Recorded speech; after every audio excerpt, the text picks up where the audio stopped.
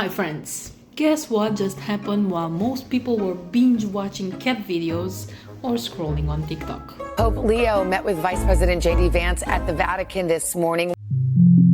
The world stage just shifted and Bible prophecy is basically screaming from the rooftops.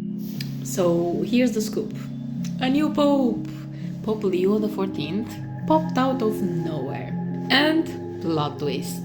He's America, yup, but he didn't come with fireworks or a parade, just a soft smile and a quiet entrance. And guess who showed up fast? US Vice President Vance and the Secretary of State Marco Rubio, rolling into Rome like prophecy tourists. And they didn't just wave, they had an hour-long private audience with the Pope. Pope Leo XIV, he and I had a very good conversation with Secretary Rubio this morning. We talked about a number of diplomatic issues. But don't worry, just old friends talking about peace, politics, or maybe solving a world war or two. The Vice President met with Ukrainian President Volodymyr Zelensky. That is the first in-person encounter between those two men since their fiery showdown in the Oval Office back in February. So I think what we are starting to see here is a new Pope who is aiming to be not just a pastor, but also a global peacemaker. Nothing to see here, right? Actually, the Bible told us already this would happen. Revelation 13:3. And all the world wondered after the beast. The Vatican isn't just a religious symbol, it's a global influencer.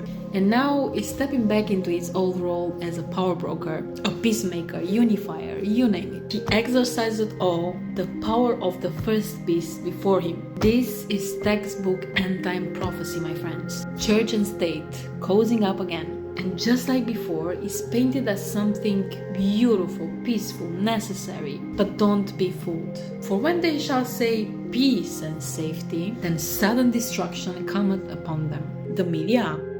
Oh well, they'll say, relax, the Pope is sweet. The meeting was positive. Everything about him so far is good.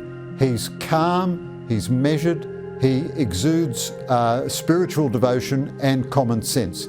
He spoke first about God, not about politics. His statements about the family and about the sanctity of life have been wonderful.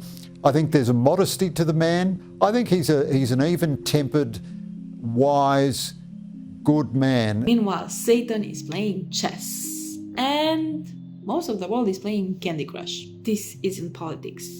This is prophecy. And the final moves, they'll be rapid. Let no man deceive you by any means. So be careful.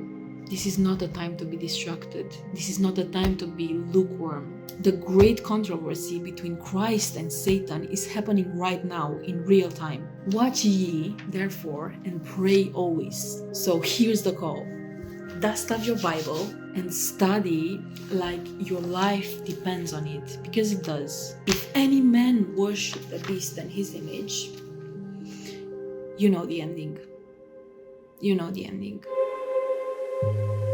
La martoriata Ucraina attende finalmente negoziati per una pace giusta e duratura. And I think, the Vatican, in particular the Pope, is going to be a great advocate of world peace. And obviously, I serve a president, I think, is a great advocate of world peace. And so we're going to find some very important things to work together on. So don't sleep through the signs, my friend. Don't let the dragon disguise fool you. Jesus is coming.